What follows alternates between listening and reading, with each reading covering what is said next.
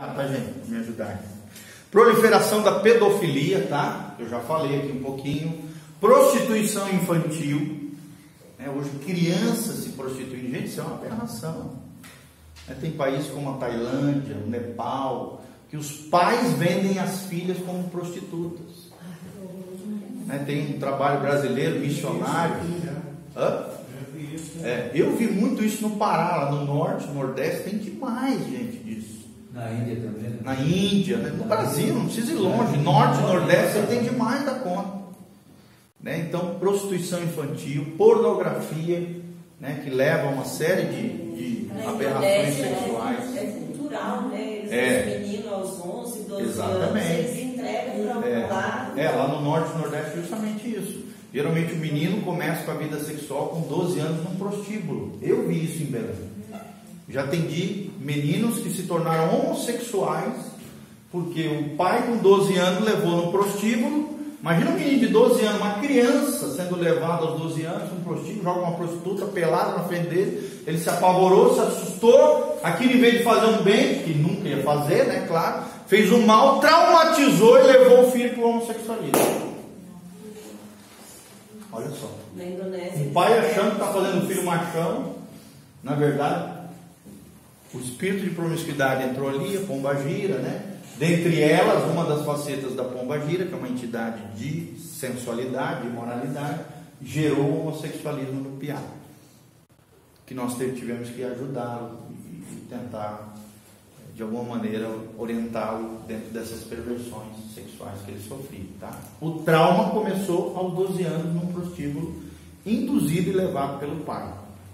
Tá bom? Então essas coisas aqui que a gente vai estudar juntos. Sintomas de maldição, nós vamos aprender sobre isso. As causas de maldição, E dentre elas a violência, a perversão sexual, tudo isso é fruto do pecado. Ok? Não estou dizendo que tudo isso aqui, uma coisa leva a tudo isso, não é isso aí, gente. Mas pode vir a levar. Ok? Pode vir a levar.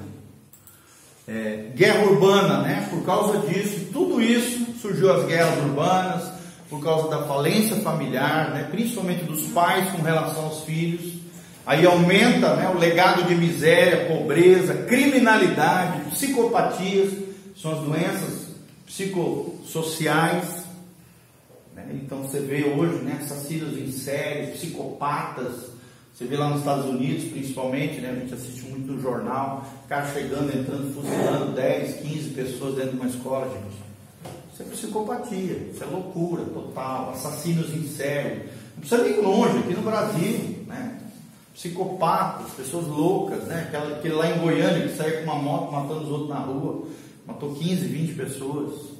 Então, você vê isso como fruto da guerra urbana. Família disfuncional, destruição do relacionamento pais e filhos, gerando filhos vulneráveis que vão para os abusos, para a violência, para a promiscuidade, que gera todas isso que a gente está chamando de guerra urbana.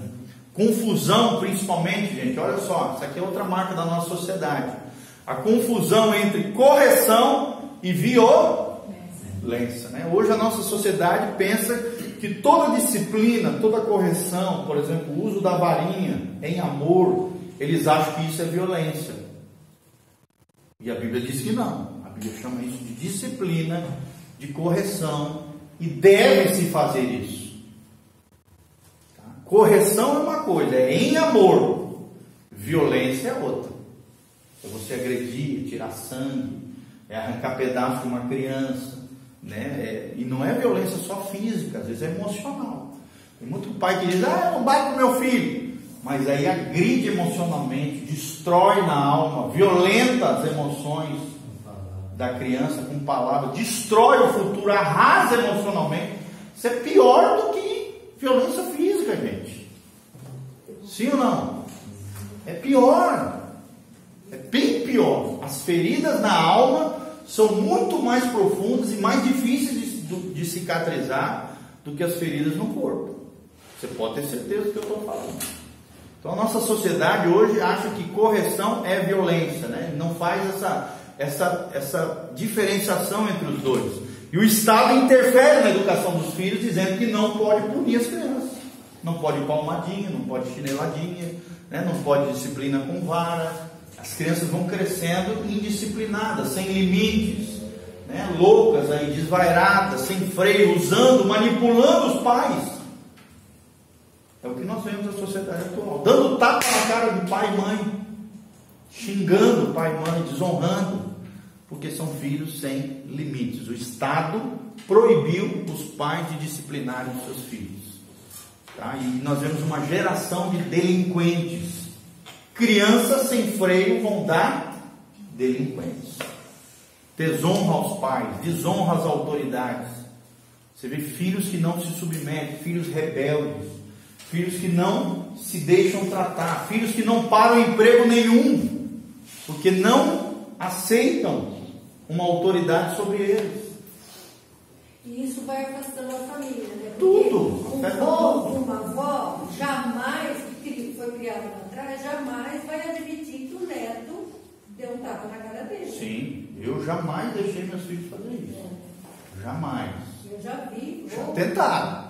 Vó Mas não levando tapa conseguiram. na cara. A diferença, né? A gente fala no tempo passado, os pais estavam conversando, ninguém nem passava perto, era a referência, era o trabalho. Outra coisa, o filho chegava em casa, dava um beijo na mão, benção pai, benção mãe. Você não vê isso, não vê pais orando pelos filhos, não vê filhos honrando os pais. Você vê hoje uma geração de desonra, de cima para baixo, e a culpa não é dos filhos, é dos pais. Vocês vão ver que a culpa é dos pais. Sim, pastor, meus tempos, Pais que desonram os filhos vão ter filhos que desonram os pais. É a lei da semeadura. meu tempo de criança, até as meninas eram confortáveis, os vestidos eram lá no joelho, não tinha negócio, era diferente, era lá na frente, era tudo respeitado naquele tempo, que tinha mais essa, até a roupa aí que as mulheres tinham vergonha. Era diferente, hoje não. Os homens têm vergonha da roupa das mulheres. Hoje se posta na rede social. Mas é verdade, irmão. É que nem aquela irmã falando lá no site, aí vai queimar isso aí. Vamos lá. O negócio vai na praia, tira foto, manda pro site. Ai, meu Deus. Sim, mas vamos voltar para cá, tá? Vou falar o que está acontecendo aí, Deus do livre. Vamos lá, gente. Ó, o último ponto aqui, se eu não me engano é o último, a ditadura homossexual. Vocês acham que está acontecendo isso? Uma ditadura homossexual, uma imposição de que o homossexualismo está certo, que nós estamos errados, que nós somos homofóbicos, que eles têm o direito de serem felizes, e realmente tem, o problema é deles, né? É uma decisão deles, nós temos que respeitá-los. Uma coisa é respeitar o homossexual, outra coisa é aceitar o comportamento homossexual como correto e certo. São duas coisas diferentes. Nós temos que amá-los, nós temos que aceitá-los, nós temos obrigação moral e civil de respeitá-los, mas nós não somos obrigados a declarar que o homossexualismo é correto. Jamais. Um cristão verdadeiro, ele precisa se posicionar com relação a isso. Tá? Nós precisamos também ficar falando toda hora sobre isso. Né? Como se nós fôssemos os bonzãos e eles os ruins. Não é isso também. A gente tem que ser sábio. Só quando necessário, sim, se impor, se posicionar e não ficar toda hora, né, falando como se nós fôssemos os bonzãos. Até porque a Bíblia, gente, ela vê o pecado do homossexualismo como qualquer pecado aí, como a mentira, como engano, como o roubo, como qualquer um. Né? Tanto é que nem é muito mencionado na Bíblia, porque Deus trata, claro, como algo abominável, está lá no Antigo Testamento, como algo errado no Novo Testamento também, como algo que leva ao inferno, o homossexualismo, que é chamado no Novo Testamento também de sodomismo, mas trata como mais um dos pecados das listas de pecados lá de Paulo, né? Nas listas lá do Apocalipse, como mais um pecado normal. Então a gente tem que tratar dessa maneira, tá? Então nós vemos falta de discernimento entre aceitação e aprovação. Ou seja, a aceitação do homossexual é incondicional, a aprovação não. Ou seja, nós temos que amá-los, aceitá-los, acolhê-los, respeitá-los dentro das suas decisões, até porque a vida é deles, não é nossa, né? Mas a aprovação é outra coisa. Aceitação é uma coisa, aprovação é outra, tá? Aceitação é incondicional, faz parte do valor intrínseco do ser humano, ou seja, o valor que está dentro do ser humano. A aprovação já é condicional, são escolhas, para nós é uma questão de caráter, por mais que eles digam, é um fator biológico, tal, não sei o que, papapá, eu já nasci assim, assado, cozido, não queria ser assim, papapá. Eles usam 1000 desculpas esfarrapadas. Mas para nós, o homossexualismo é uma decisão moral, é uma escolha. Tanto é que tem gente que abandona. Tanto é que tem gente que em determinada fase da sua vida é homossexual, de repente abandona e muda. Eu conheço pessoas assim. E quando é criança? Então, criança já é um outro caso, tá? Assim, o homossexualismo, gente, nós vamos ter um tópico só sobre isso, tá? Ele é multifatorial. O que significa? Existem muitos fatores que podem promover o homossexualismo. Vou citar só alguns deles, tá? Não vamos entrar em detalhes agora. Um deles é a má formação por parte de pai e mãe. Segundo, a falta de um pai dentro de casa, no sentido de identidade masculina dentro de casa, pode ser um fator que leve. Outro, o mais comum dentre eles que produz o homossexualismo é um abuso sexual. A maioria dos homossexuais que eu já atendi foram abusados, ou na infância ou na adolescência, e se tornaram abusadores de outros, aliciadores de outros homossexuais, aliciadores de outros. Então acaba sendo tipo uma consequência. Não é consequência, vamos dizer assim, é um dos fatores que levou a pessoa a tomar aquela decisão e aquela escolha da vida dela. Lembrando que, claro, é uma espécie de consequência, semeadura, né? Mas às vezes, por exemplo, o abuso não foi culpa dele. Não foi culpa dele, foi culpa de outro. Um tio, um avô, um vizinho que abusou dele. A gente não pode responsabilizá-lo disso. Ele era uma criança, entendeu? Só que aquilo acabou desencadeando uma disfunção existencial, pessoal, uma quebra, uma crise de identidade na vida daquele menino ou daquela menina. Por exemplo, mulheres. O que leva uma mulher geralmente a ser homossexual? Lésbica. Ou ela foi ferida pelo namorado, pelo noivo, por uma figura masculina, ou ela foi machucada, ferida, abandonada pelo pai, e ouviu ao longo da vida dela toda que o homem não prestava, que o homem não presta, que o homem não vale nada. Ou foi abusada e aliciada, que também é muito comum, principalmente na nossa cidade acontece demais isso. Aliciamento de meninas. Tem demais nessa cidade. Demais, vocês não imaginam o quanto. Ou outros fatores que o pai e a mãe desejavam que nascesse um menino, nasceu uma menina, e essa menina foi criada como se fosse um menino. Ou vice-versa. Que a gente chama de educação equivocada. E geralmente faltou ali um papel correto de um modelo de autoridade, ou da mãe ou do pai. Tá? Então, uma série de fatores que podem levar. Pode ser uma maldição, pode ser uma infiltração maligna na gênese, né? Na herança ali, na genética na genética não, a gente não fala genética, a gente diz na herança familiar. E hoje, assim, a gente percebe muitos casos que você vê que é uma família estruturada, que foi criado com princípios cristãos e está tendo muito. Sim. Mas aí, se você for na raiz do problema, você vai aprender isso com essas ferramentas. Você vai na raiz do problema, você vê que, no mínimo, o pai ou a mãe foram promíscuos, ou estão sendo promíscuos. E foi por ali que o demônio entrou para se infiltrar na vida da criança e desfigurar a identidade sexual dela. Vou dar um exemplo claro, tá? Meus pais uma vez atenderam uma menina de 7 anos.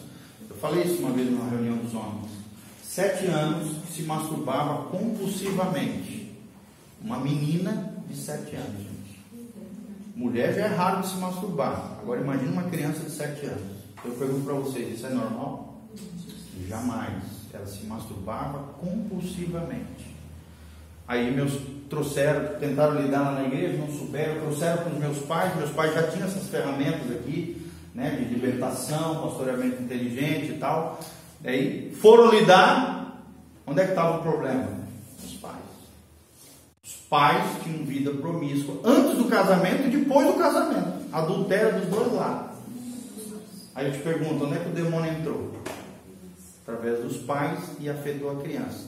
Meus pais lidaram com o pai e com a mãe, repreenderam o demônio nos pais, na criança sumiu esse comportamento da criança. Sumiu. Ajustou coisas que estavam desajustadas na família, no casamento, repreendeu os demônios, quebrou as bases legais, tirou o lixo, que o pastor Anderson falou, tirou o lixo e sumiu as moscas. Que eram as moscas? Eram os demônios que estavam na criança através dos... Entendeu? Então, tudo isso aqui vocês vão aprender. A criança é impulsionada a fazer o quê? Exatamente. Não de maneira natural, mas através de uma infiltração maligna, demoníaca. Não é que a criança estava endemoniada, ela estava sendo influenciada, oprimida por espíritos malignos que levavam ela àquele comportamento antinatural e anormal. Muito menos uma menina de 7 anos de idade. Cresce um filho vulnerável. Sumiu aquele comportamento anormal a partir do momento que foi tratado, curado, a relação entre os dois, a relação deles com Deus, os pais, né? E a oração dos pais pela filha, repreendendo todas as bases legais que eles tinham ali. E dá dó, né, pastor? Porque tem muita criança assim. Sim. Muito. Não é o caso, por exemplo, mas eu tenho uma prima que ela é filha de criação. Certo. Inclusive a mãe dela, que é minha tia, faleceu em janeiro, final de janeiro. Falem bem alto, tá? Porque tá gravando. Faleceu em final de janeiro. E agora fazem 3, 4 dias falece o marido dela. Mas o pai dela também é avô dela. Sim. Também tem infiltração. O próprio pai teve relação com a filha. Exatamente. Abuso sexual. Tá? Isso tem muito. Então o próprio infelizmente. pai é avô dela. Pai e avô. Ele teve uma abuso. filha com ele. A maioria dos abusos, gente, acontece dentro das próprias casas. Tá? Raramente é fora. A maioria pelo pai, pelo avô, pela mãe. Eu já vi casos de mãe abusando. Gente, eu já ouvi casos de mãe abusando filhas de 2 anos de idade. Eu já fiquei horrorizado já. Cada situação, vocês não imaginam. Pai, mãe, tio, primo. Existem situações crônicas, abusos, violência sexual, coisas terríveis, gente. Nós vamos aprender tudo isso quando a gente vai estudando os sintomas e causas de maldição, tá bom? Fala. E no caso de vamos dizer assim, uma fatia dessas consequências seriam por conta da idolatria?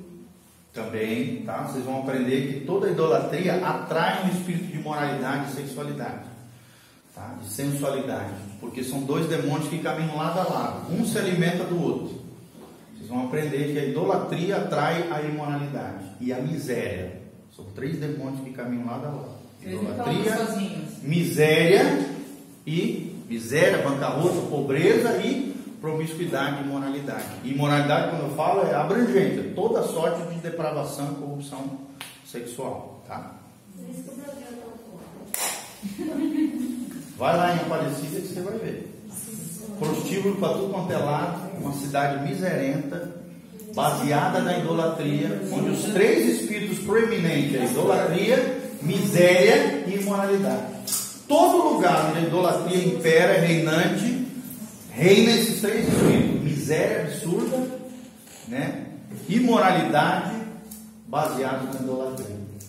Já fala em Romanos, em Romanos e várias partes, tá? Nós vamos estudar sobre isso aí. Calma, gente. Vamos lá, vamos fazer o fechamento então? Deus abençoe, tá? Vamos orar, queridos. Fiquem de pé, vamos orar. Oração. Já. Deus abençoe.